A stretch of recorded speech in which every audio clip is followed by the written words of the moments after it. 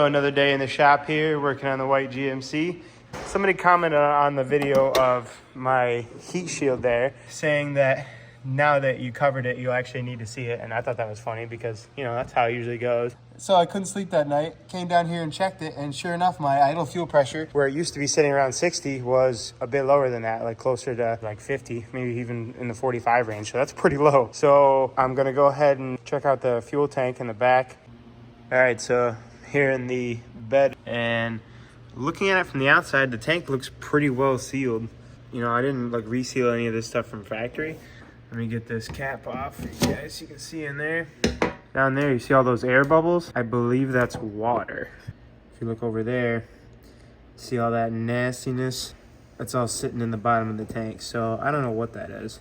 Looks just like debris and water. So as you can see, the filter on the pump looks like it might be full of whatever that material is in there. And there's also a ton more water just kicking around on the bottom of the tank. So I guess next project is going to be to unhook these lines, which on the bright side, I never finished the tank straps, but basically all I have to do to get this tank out of here is unhook these two feed lines, the return line, and unplug it, which I believe I've got a plug either right on top here or somewhere not far off the harness here. So should be pretty easy to disconnect from the tank and get the pumps out, and then we'll go ahead and get the tank cleaned out and see if we can reseal it, find out where all that garbage is coming from. But I am really glad I caught this before just dumping more fuel in and running it for the year. So, you know, I guess it's a positive thing overall. So to the guy who commented that, you were right. Since we're going to be draining the fuel, I went ahead and shut the pumps off and cranked the truck over. So I've got no pressure at the regulator now, so it should be a little cleaner getting the lines off of the back.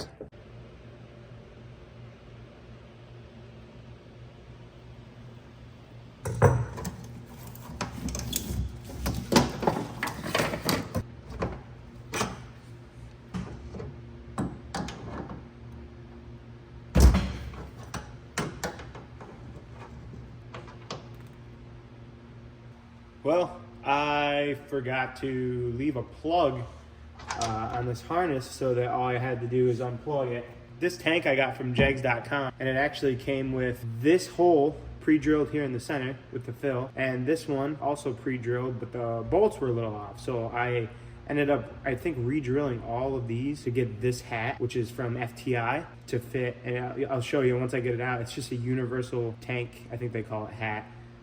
Basically, it just has a straight rod sticking down that you mount your pumps to, and that sits in a, I'll show you the spot in the tank in here. It sits down in a box in the tank. But I did the foolish thing and forgot to make it an unpluggable connection there, and so it's just hardwired all the way down to the pumps. So basically, I'm going to end up with a pretty good mess here. Still, all I really have to do is get the tank out. So if I can get the pumps out and set them up here in the back of the truck, I will still be able to get the tank out from under. This over here is my bad day loop. So if you're having a real bad day and you find that the truck is not on its wheels, but rather on its roof, basically there's a check valve in here that will keep all the fuel from dumping out. I also have it looped so that no matter what, even if the check valve fails, it won't be dumping fuel on me while I'm upside down, already in a probably pretty precarious situation. So there's a vent underneath the bed of the truck that goes to, and it has a little screen on it. So, you know, nothing can get up in there. Very loose. And as you can see here, I do not have a working fuel gauge. That's also on the list of things to do someday, is to wire in a gauge to that. So that's the return line and the two feed lines unhooked, and all it's connected still is the wiring, of course.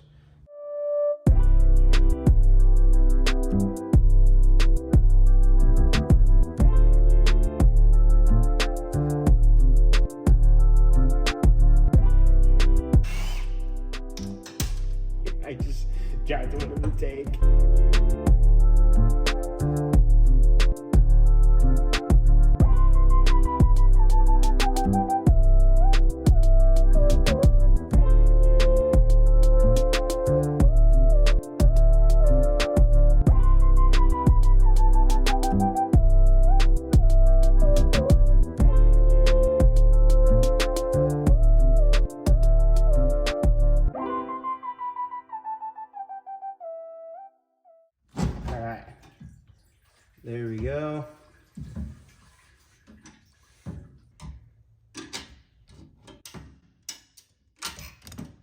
see, how did we do this?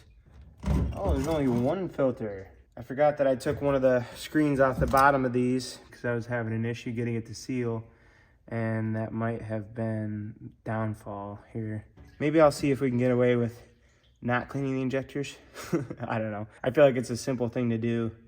That's just a huge bummer though. So I'm gonna set this down for now. The plan anyway is to get this wrapped up so we can get this truck on the road and then get it down to the drag strip and see what it will run. I'm gonna get this tank removed right now.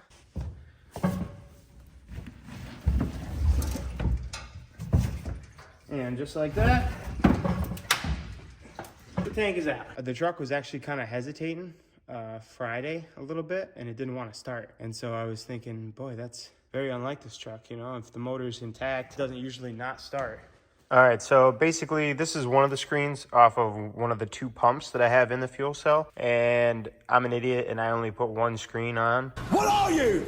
An idiot sandwich. I am gonna cut this one still to see how the screen did with this, whatever is in here, algae. All right, so now with a better look here, the screen, metal by the way, honestly didn't even realize that till I started cutting into it. You can see some of that darker debris from the outside there, like this right here. The rest of this is just gray because of the material has absorbed, you know, whatever it was, the water or whatever. There's not actually that much debris, like those tiny little pieces there. But something that small could still potentially clog up an injector. So I am gonna still tear it all apart and check it out. There's a better shot of all the junk in there. So it's pretty bad. It's crazy. I never would have thought. I mean, when I checked it at the end of last year, I did look in there and it looked pretty good. It definitely didn't look like this. So this happened from it sitting outside over the winter, you know, uncovered, of course. But you can see all that little clear separate layer down at the bottom there is water and debris. This gasket right here on top, like I said, looking from the outside, the way it's kind of splayed up, I could probably use RTV. I'll have to check it out to see if they have stuff made for fuel specifically to reseal this. But yeah, right now it's going to be kind of hard to get all this out of here because of the way the baffles are on the bottom of the tank and how there's not any real edge spots other than like maybe the drain valve, which of course has a check ball in it, to drain this tank with. So pretty much going to be just dumping it out this side and making a big mess, and you know, what do they say? Nothing to it but to do it. All right, so got the tank out here, and here's the second quart gasket. Actually does not look bad. Looks like it was sealing all the way around and definitely, you know, a bit dried up being out in the sun, but it looks like it was doing its job there at least. So we'll see. It, who knows, water could still have been getting through there, but it just looks like it was sealed. But as it turns out, what I thought was cork on the inside is not. I don't exactly know if that's just water reacting with the aluminum in the bottom of the tank, but it's stuck on. It's stuck on like freaking barnacles. So I'm gonna see what I can do to get that off. I might try a couple different things, but you know, I would like to avoid using anything real harsh to get that off of there. So yeah, it turned it into a bit more of a project than I was hoping, but you know, we'll get it done. All right, so far this is just getting worse and worse. I got the rings out that the bottom side of the collars that they bolt to, and look at all the corrosion on the underside of these. So apparently they don't use stainless hardware, or maybe it is, I don't know. But this is the FTI collar. You can see here some of these bolts have corrosion on them. Not ideal, so I'm gonna get them all cleaned up and figure out what to do from here. I might try to find stainless bolts for this plastic collar just because they're pretty bad. This one I would feel okay cleaning up. They're not quite as bad. I feel like since they're welded too, I'd feel all right, you know, just cleaning it up and maybe throwing a fresh coat of paint on it. Something that won't react to the fuel, I guess.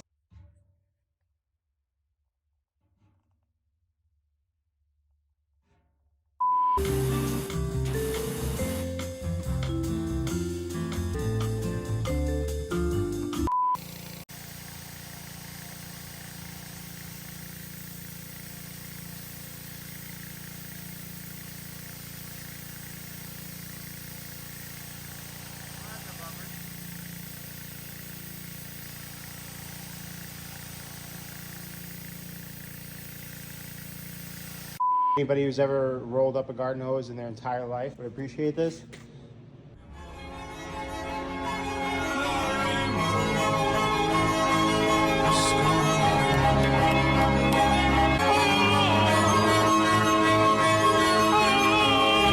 All right, so here's where I'm leaving off. I've got the old collar, the plastic collar for the center of the tank, and I'm gonna go ahead and get new bolts for this tomorrow, some stainless hardware. I don't think I'm gonna be able to get, you know, the exact same kind of bolt because it has that little shoulder that kind of locks into the plastic, but if I can just get little stainless carriage bolts or something that'll bite into the collar here so that when it comes up through the tank, these won't spin. So we'll see what we can do, but I just don't want to try to clean these up, you know, since they're not stainless, and I think they're just going to keep doing this and dropping debris into the tank. So I got the tank pressure washed out mostly. You can see there's still some spots left on there of corrosion. It was basically, I think the water being trapped between the fuel and the aluminum was able to, you know, make a little air barrier where the water could just react to the aluminum there and, you know, just cause corrosion. So I got to clean as best I can. I think I'll be all right with fresh gas. I'm pretty sure as long as I keep fresh gas in it from here on out and I keep a cover over it, I should not have this issue again. Next day. All right, so it's The next day. I got all the bolts knocked out of this ring. As you can see here, they were pretty crusty and, you know, felt like they were just gonna always be like that no matter what I did to clean them. So instead of fighting with it, I went and got some new stainless hardware.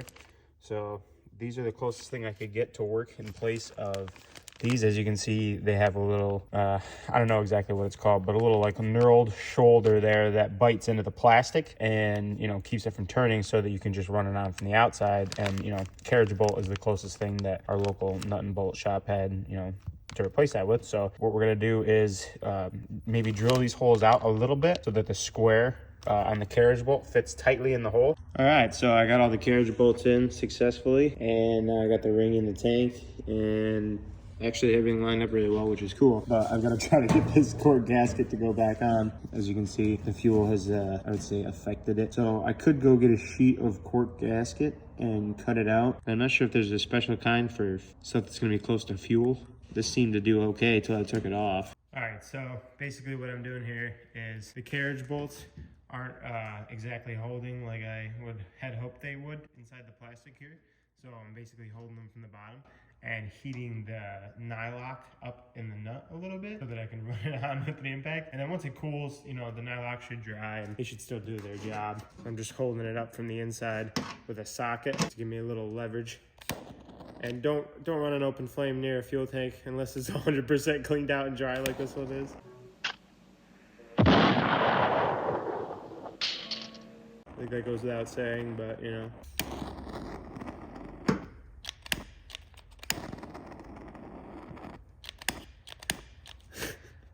I know it's always out of butane too, but it's also pretty much always worked like this, even since it was full when it was brand new, so. I don't blame the butane being out, I blame the tool.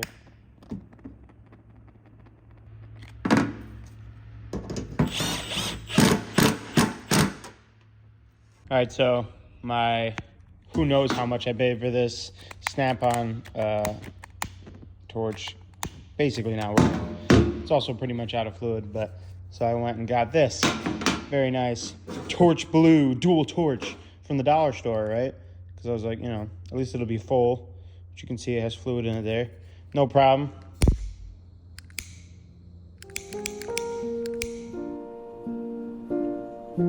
All around me are familiar faces, worn out. All right, so we're good now. Went back to the dollar store, got another one of these torches, and this one actually works. So now we're gonna be throwing away the snap-on one. Okay, back to it here.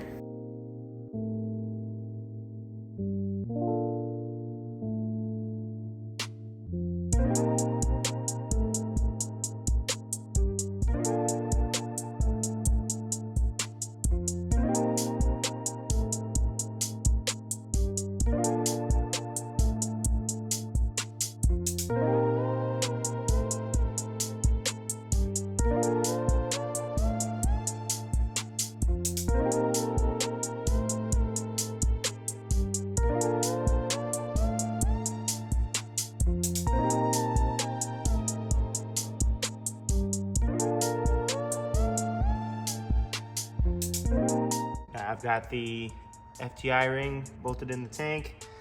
Got this one all set. So I'm just gonna get the tank out in the truck now, get it hooked back up. All right, so Got my Mountain Dew bottle that I'm gonna run the return line into so that I can drain out all that old fuel that's in the line still.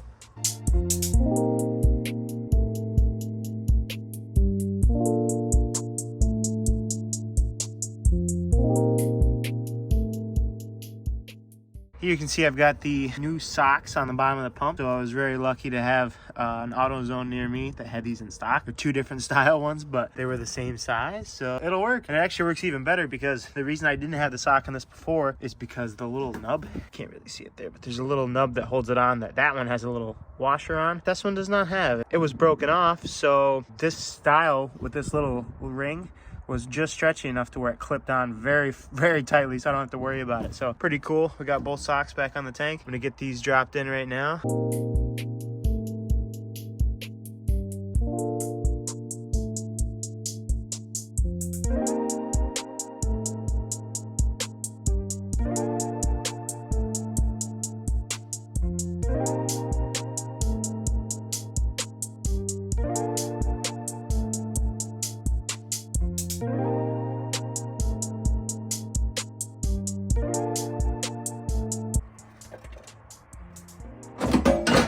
And there it goes, right to the bottom of the tank.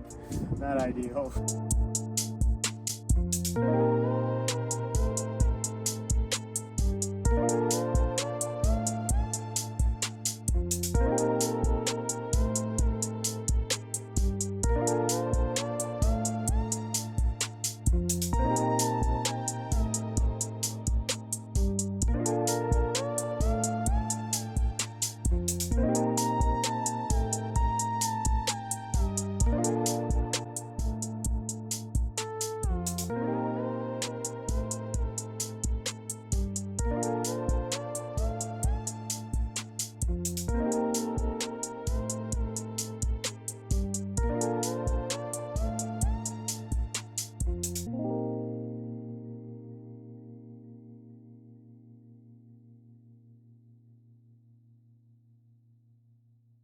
I have to take the lid off of this safety gas can and use a funnel because, you know.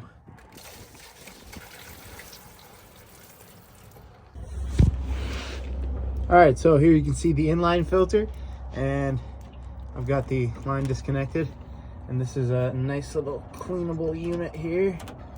So I'm gonna get this popped off and we'll see what it looks like. All right, so here's the filter. I don't know what the micron is, but it looks pretty good. So I'm gonna go ahead and just kind of hose it off and probably just pop it back in. It looks like the screen mostly did its job, so nothing really got through there. Pretty cool. Got this right off of Amazon. Just an inline, you know, universal filter. Comes with all different size adapters for whatever size AN line you've got. But yeah, I'll pop this back in and we'll get the rest of the line flushed and get it back together. Okay, trying this again. There we go. Nice clean return fuel.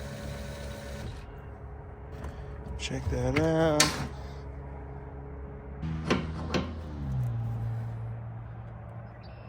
All right, so got it all back together.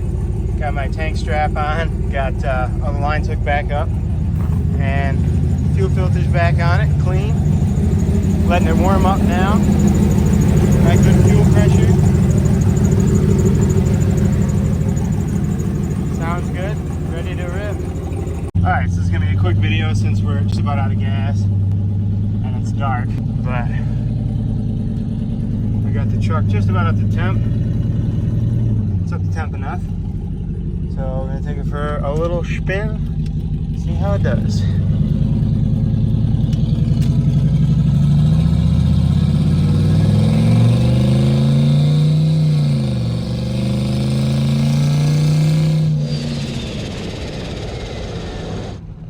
Got that death wobble.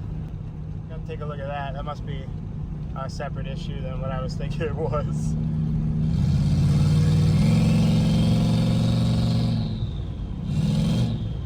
Yeah, that turbo sounds so good. Shoo!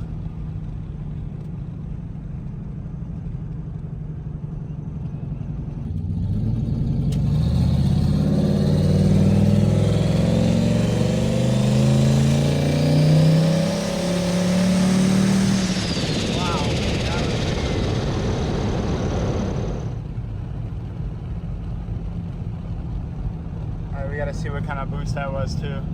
So I'm gonna turn around real quick up here and head back to the shop so we can make sure that that's an appropriate level of boost. All right, so I'm gonna try to watch the boost on the way back here so I can see if it's at a safe level.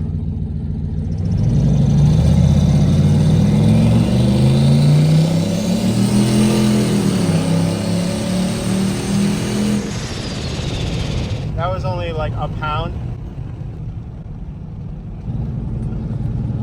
All right, so right now it's only making about a pound of boost.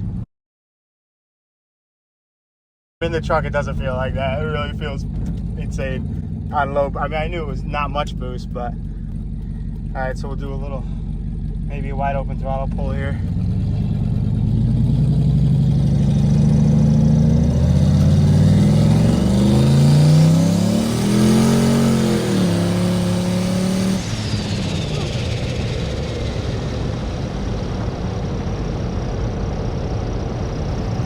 So I'm gonna park it and check the data log to make sure that everything was good there. But so far, this feels awesome.